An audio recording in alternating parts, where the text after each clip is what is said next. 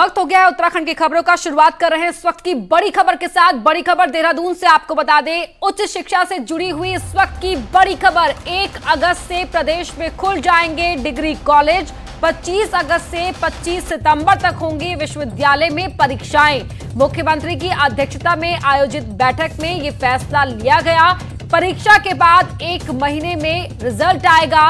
सभी यूनिवर्सिटी में ऑफलाइन के लिए जाएंगे एग्जाम। इस वक्त की सबसे बड़ी खबर आपको बता रहे हैं। ये फैसला किया है कि 1 अगस्त से हम जो हमारे डिग्री कॉलेज हैं वो खुल जाएंगे। जो स्टाफ है, टीचिंग स्टाफ है या अन्य कर्मचारी हैं, वो तत्काल अपने स्कूल कॉलेज खोलें। तीसरा, 25 अगस्त से एग्जामिनेशन यूनिवर्सिटीज़ के होंगे जो 25 सितंबर तक होंगे और 25 अक्टूबर तक ये रिजल्ट आ जाएगा। और हमारे सहयोगी भारती सकलानी इसी खबर पर जुड़ गई हैं देहरादून से लाइव हमारे साथ। भारती, जो ये फैसला लिया गया है, इस फैसले के तहत किस तरह से व्यवस्था की जाएगी, जरा विस्तार से बताएं। देखिए, जो संशय थे कब एग्जाम्स होंगे, किस मोड में एग्जाम्स होंगे, वो सारे आज क्लियर हो गए हैं। अपर्णा, 25 अगस्त से बच्चों को एग्जाम्स देने होंगे। 1 महीने तक एग्जाम चलेंगे और 1 महीने के अंदर ही रिजल्ट आ जाएगा। ये व्यवस्था तब रहेगी अगर इसी तरीके की परिस्थितियां बनी रहती हैं प्रदेश में। ये कहा गया है मुख्यमंत्री के द्वारा। आज जो मीटिंग हुई है उसमें इन सब पॉइंट्स को लेकर डिस्कशन हुआ कि कौन कौन से वो मोड्स होंगे जिसमें एग्जाम्स करवाए जाएं, जो आगे बच्चों के फ्यूचर के लिए भी देखना यहाँ पर जरूरी है कि बच्चे जब बाहर निकले, पास आउट हो गए, तो उनके पास जॉब के जो ऑप्शंस हैं वो क्लियर रहे, उनकी जो डिग्री है वो आगे भी उनको भी आगे मान्य हो। ये बातें सीएम त्रिवेंद्र सिंह रावत ने कही है और इसी के मद्देनजर ये फैसला लिया गया है कि जिस तरीके से एग्जाम चलते थे उसी तरीके से आगे एग्जाम्स करवाए जाएंगे। नवंबर से सेशन शुरू हो जाएगा। अभी तक इस तरह की प्लानिंग यहां पर की जा रही है। साथ ही 1 अगस्त से डिग्री कॉलेजेस खुल जाएंगे। तो अब 1 अगस्त से ये माना जाएगा कि जो पूरा वर्किंग प्रोसेस है वो काम करेगा। टीचर्स आएंगे कॉलेजेस में और सुचारू रूप से जो है वो यहाँ पर एग्जाम्स कराने को लेकर तैयारियां की जाएंगी। वही फैसला तो ले लिया गया है ताकि छात्रों के भविष्य पर आगे कोई संकट ना आए, लेकिन डिग्री कॉलेजेस की अगर बात की जाए तो कितने तैयार हैं और किस खास एहतियात के साथ ऑफलाइन एग्जाम लिए जाएंगे, इसको लेकर कोई जानकारी? देखिए, सोशल डिस्टेंसिंग का पालन किया जाएगा एग्जाम्स के दौरान। ये कहा गया है जो भी गाइडलाइंस है भारत सरकार की उनको फॉलो किया जाएगा जब ये एग्जाम्स होंगे। सैनिटाइजर्स की व्यवस्था, और जहां तक की बात हुई डिग्री कॉलेजेस कितने तैयार हैं, तो आपको याद होगा अपर्णा की न्यूज 18 ने खबर चलाई थी कि फॉर्मेट्स तैयार किए गए हैं सभी कॉलेजेस के द्वारा, सभी यूनिवर्सिटीज के द्वारा। उन्होंने यहाँ पर अपनी प्लानिंग की हुई है कि कैसे एग्जाम्स को करवाया जाए। ऑनलाइन मोड भी था, ऑफलाइन मोड भी था। आज इसी पर सहमति बनी है। सभी जो वीसी थे उन्होंने एक मत होकर यह कहा है कि ऑफलाइन एग्जाम्स करवाना ही बेहतर है, क्योंकि आगे बच्चों का भविष्य भी देखना है। ऑनलाइन एग्जाम्स में कई तरह की दिक्कतें यहां पर बताई जा रही है। सबसे पहले तो फंड की दिक्कत थी ऑनलाइन एग्जाम्स को कराने को लेकर, जिसको लेकर सहमति यहां पर नहीं बन पाई। राज्य सरकार को फंड देना पड़ता अगर ऑनलाइन एग्जाम्स करवाने थे, क्योंकि जिन विश्वविद्यालयों में, महाविद्यालयों में, कॉलेजेस में बच्चे ज्यादा है, वहां पर सबसे बड़ी ये दिक्कत आ रही थी कि वहां पर ऑनलाइन एग्जाम्स कैसे करवाए जाए। इसीलिए सभी वीसी ने मिलकर मंत्री धन सिंह रावत, मुख्यमंत्री त्रिवेंद्र सिंह रावत ने ये डिस्कस यहां पर किया। ये फैसला यहां पर लिया कि ऑफलाइन एग्जाम, जो एग्जाम्स का पूरा प्रोसीजर होता है उसी तरीके से एग्जाम्स यहां पर करवाए जाएं। बस इसमें इस बात का ख्याल रखा जाए कि सोशल डिस्टेंसिंग मेंटेन रहे एग्जाम के दौरान। का पालन करना है कोविड-19 से बचने के लिए, उन तमाम चीजों का यहां पर खास ख्याल रखा जाए और ऑफलाइन मोड में एग्जाम लिए जाएंगे। बहुत शुक्रिया आपका भारती इस पूरी जानकारी के लिए। वहीं सीबीएसई के पाठ्यक्रम से कुछ टॉपिक्स हटाए जाने को लेकर केंद्रीय मानव संसाधन मंत्री रमेश पोखरियाल निशंक ने कहा है इस पर राजनीति नहीं होनी चाहिए। उन्होंने कहा कि मनगढ़ंत टिप्पणियां कर इसका प्रसार किया जा रहा है। मंत्री का यह बयान कोरोना वायरस संक्रमण के कारण पैदा हुए हालात के चलते सीबीएसई के सिलेबस को कम करने संबंधी विवाद के बीच आया है। विपक्ष का आरोप है कि एक खास तरह की विचारधारा को आगे बढ़ाने के लिए भारत के लोकतंत्र और बहुलतावाद संबंधी पाठों को हटाया जा रहा है। कुछ लोग, चंद लोग केवल बिना किसी जानकारी के झूठ और सनसनी फैलाने की दृष्टि से ऐसे ट्वीट कर रहे हैं, इस तरीके से सनसनी फैलाने की कोशिश कर रहे हैं। मेरा उनसे बहुत विनम्र अनुरोध है, आग्रह है कि प्लीज़ आप शिक्षा में कम से कम राजनीति न करें, शिक्षा को छोड़ दें। और बल्कि मैं तो ये अनुरोध करूँगा कि राजनीति को और शिक्षित कैसे बनाया जा सकता है, सुदृढ़ कैसे बनाया जा सकता है, इस दिशा में आप आगे आएँ तो मैं आपका अभिनंदन करूँगा। उत्तराखंड से राज्यसभा सांसद और बीजेपी के राष्ट्रीय मीडिया प्रभारी अनिल बलूनी की पहल का असर एक बार फिर दिखा है। दुबई में फंसे प्रवासियों को लेकर नागरिक उड्डयन मंत्री हरदीप सिंह पुरी ने उनकी वापसी के लिए हर संभव मदद का भरोसा दिया है। हरदीप सिंह पुरी ने ट्वीट कर लिखा है कि राज्यसभा सांसद अनिल बलूनी जी ने लगभग 500 उत्तराखंड निवासियों के मुद्दे पर चर्चा की जो दुबई में फंसे और परेशान हैं। मैंने उन्हें आश्वासन दिया है कि उनके लिए विशेष उड़ानों की व्यवस्था की जाएगी। मेरा कार्यालय समन्वय कर रहा है उनकी शीघ्र वापसी सुनिश्चित करने के लिए। आपको बता दें कि इससे पहले उत्तराखंड के संगठन उत्तराखंड एसोसिएशन ऑफ यूएई के कोऑर्डिनेटर दीपक ध्यानी ने राज्यसभा सांसद को एक चिट्ठी लिखी थी जिसमें इन्होंने वहां फंसे लोगों की मदद के लिए गुहार लगाई थी, जिसके बाद अनिल बलूनी ने हरदीप सिंह पुरी से संपर्क किया और ये बात उन तक पहुंचाई, जिस पर हरदीप सिंह पुरी ने भी हर संभव मदद का भरोसा दिया है और ये ट्वीट किया।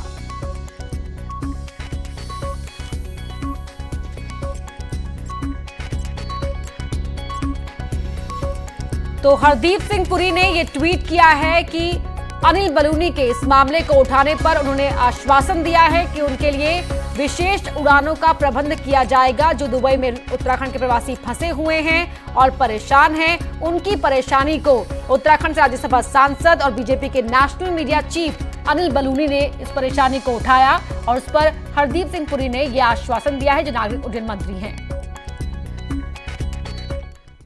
देहरादून से बेंगलुरु और हैदराबाद के लिए 15 जुलाई से हवाई सेवा शुरू हो जाएगी। सीएम त्रिवेंद्र सिंह रावत ने एयर इंडिया के चेयरमैन से देहरादून से बेंगलुरु, हैदराबाद और अहमदाबाद के लिए 15 जुलाई से हवाई सेवा शुरू करने के लिए कहा है, जिस पर एयर इंडिया की तरफ से सहमति दे दी गई है। हफ्ते में 2 दिन बुधवार और रविवार को एयर इंडिया की फ्लाइट उड़ान भरेंगी। सीएम त्रिवेंद्र सिंह रावत ने कहा कि लंबा समय हो गया है जब फ्लाइट के संचालन की सुविधा लोगों को नहीं मिल पा रही थी, इसीलिए अब इसे संचालित करने का फैसला लिया जा रहा है।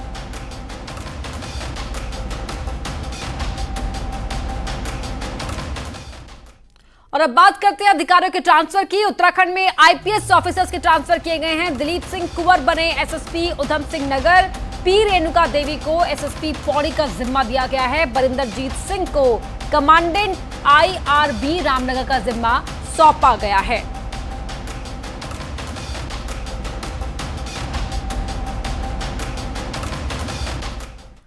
सीएम त्रिवेंद्र सिंह रावत ने गुरुवार को सचिवालय में प्रेस कॉन्फ्रेंस की और केंद्र की तरफ से मिले आर्थिक पैकेज को अहम कदम बताया। सीएम ने कहा कि 20 लाख करोड़ का आर्थिक पैकेज गरीब, किसान और जरूरतमंदों के लिए है और पीएम मोदी ने सभी को ध्यान में रखते हुए ये फैसला लिया है।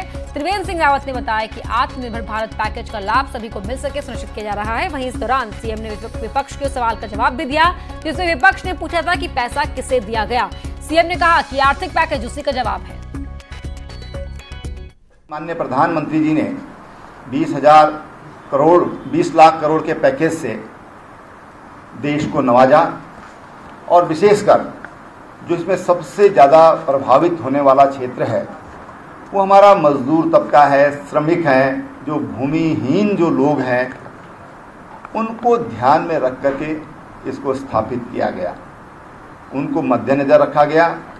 तात्कालिक जो आवश्यकताएं हैं, क्योंकि लोग जब बेरोजगार हो गए लाखों की संख्या में, तो उनके लिए बहुत ज़रूरी था कि उनको 2 समय का भोजन ठीक से मिले और उन्होंने निःशुल्क खाद्यान्न की व्यवस्था की और उसको बढ़ा करके नवंबर तक के लिए उसको बढ़ा दिया है। वहीं उत्तराखंड में कोई चीन की कंपनी अब किसी टेंडर में शामिल नहीं हो सकेगी और न ही सरकारी कामकाज में चीनी सामान इस्तेमाल होगा। सीएम त्रिवेंद्र सिंह रावत ने कहा कि सरकार इस नीतिगत फैसला पहले ही ले चुकी है। साफ है कि उत्तराखंड में भी सरकार अब चीन के सामान का बहिष्कार करेगी। हमारे यहाँ हम लोग भी बैठे थे और हम इस पर निर्णय ले चुके हैं।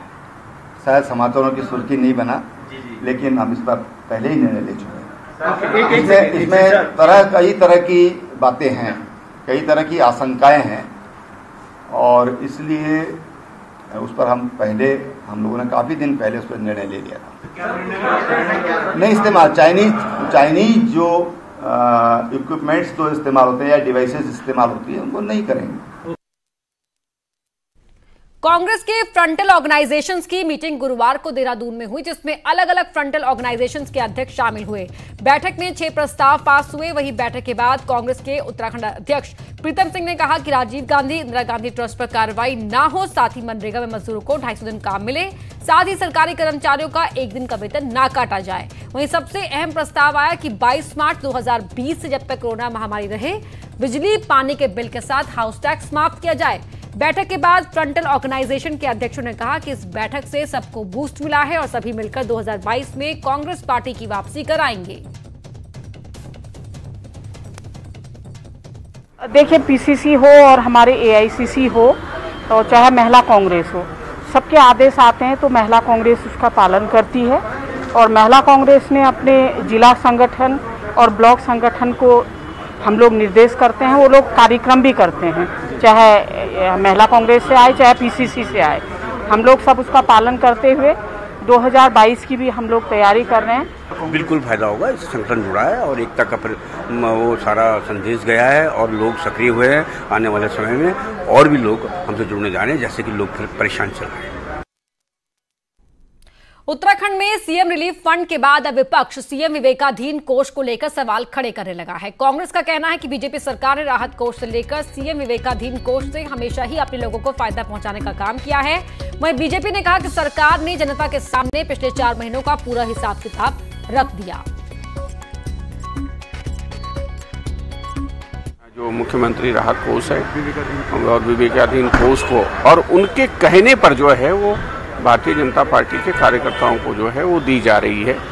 दूसरे जो उसके लिए जो एलिजिबल हैं, जिनको उसकी आवश्यकता है, उनको किसी को नहीं मिल रही है। और बता दें कि किसको आम आदमी को उन्होंने दी है। कांग्रेस के मित्र कह रहे थे कि विवेकाधीन कोष में कहाँ खर्च किया, कैसा किया, इसका कुछ हिसाब नहीं है।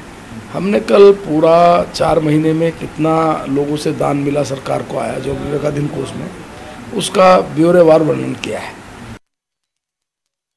बीजेपी अब मिशन 2022 की तैयारी में जुट गई है। 13 जून से लेकर अब तक चली वर्चुअल रैली और वर्चुअल कॉन्फ्रेंस के जरिए बूथ लेवल के कार्यकर्ताओं से जुड़ने की कोशिश कर रही है। रैलियों के कार्यक्रम खत्म होने के बाद अब पार्टी अगले 15 दिन मंडल से लेकर प्रदेश स्तर तक लॉकडाउन में किए गए कामकाज का डॉक्यूमेंटेशन करने जा रही है। इसके लिए पार्टी महामंत्रियों से लेकर अन्य पदाधिकारी बाकायदा जिलों के दौरे पर जाएंगे। इस डॉक्यूमेंटेशन को पार्टी 2022 में एक बार फिर घर घर ले जाएगी ताकि उसे इसका पॉलिटिकल माइलेज मिल सके।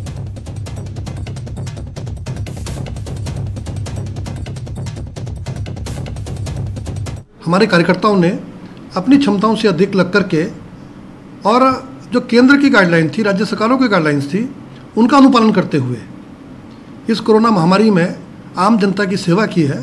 ये संस्मरण के रूप में हमारे पास रहे और कहीं ना कहीं लिखित रूप में या किसी डॉक्यूमेंट के रूप में हमारे पास रहे, ये हमारी पार्टी का उद्देश्य है। उत्तराखंड से राज्यसभा सांसद और बीजेपी के national media chief Anil Baluni की पहल का असर एक बार फिर दिखा है। दुबई में फंसे प्रवासियों को लेकर नागरिक उड्डयन मंत्री हरदीप सिंह पुरी ने उनकी वापसी के लिए हर संभव मदद का भरोसा दिया। हरदीप सिंह पुरी ने ट्वीट कर लिखा है कि राज्यसभा सांसद अनिल बलूनी जी ने लगभग 500 से उत्तराखंड निवासियों के मुद्दे पर चर्चा की जो दुबई में फंसे हैं और परेशान हैं। मैंने उन्हें आश्वासन दिया कि उनके लिए विशेष उड़ानों की व्यवस्था की जाएगी। मेरा कार्यालय समन्वय कर रहा है उनकी शीघ्र वापसी सुनिश्चित करने के लिए।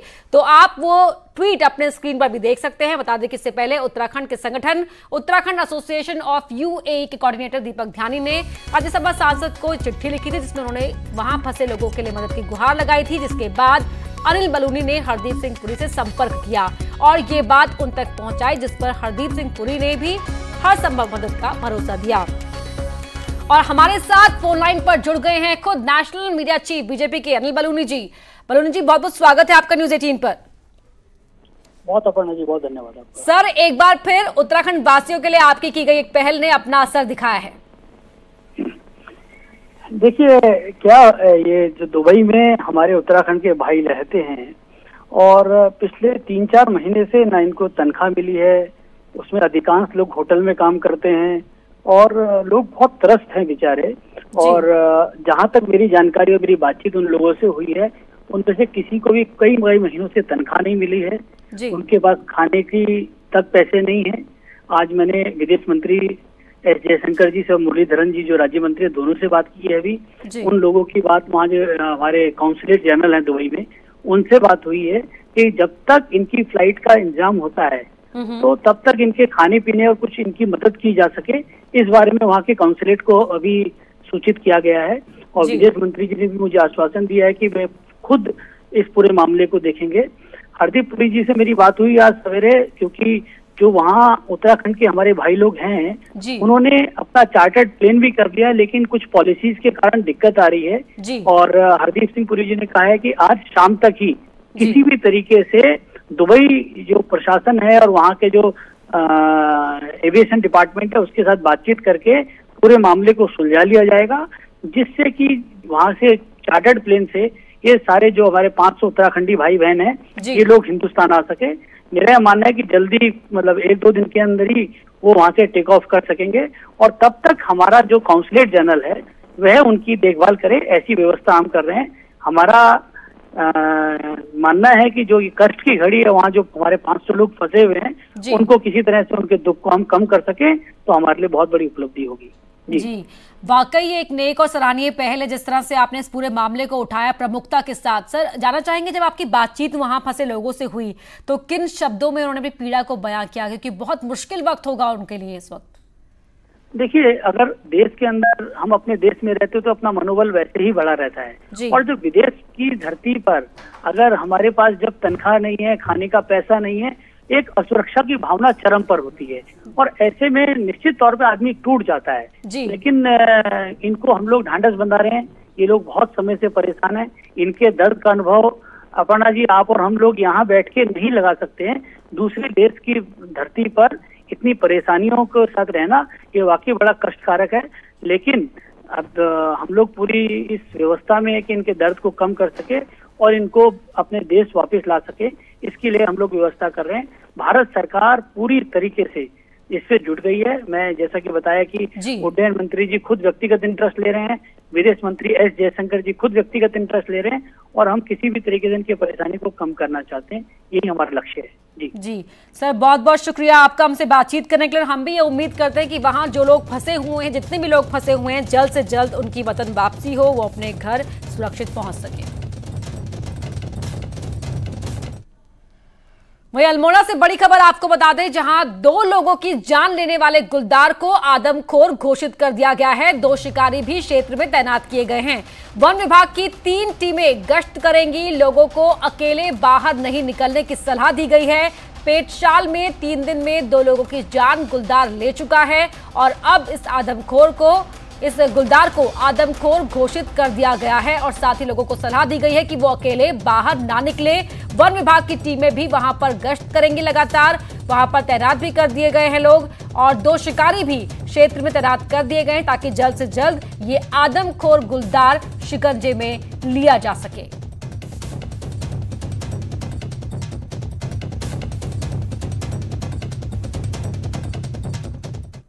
इस बुलेटिन में इतना ही। आगे देखिए महाबहस।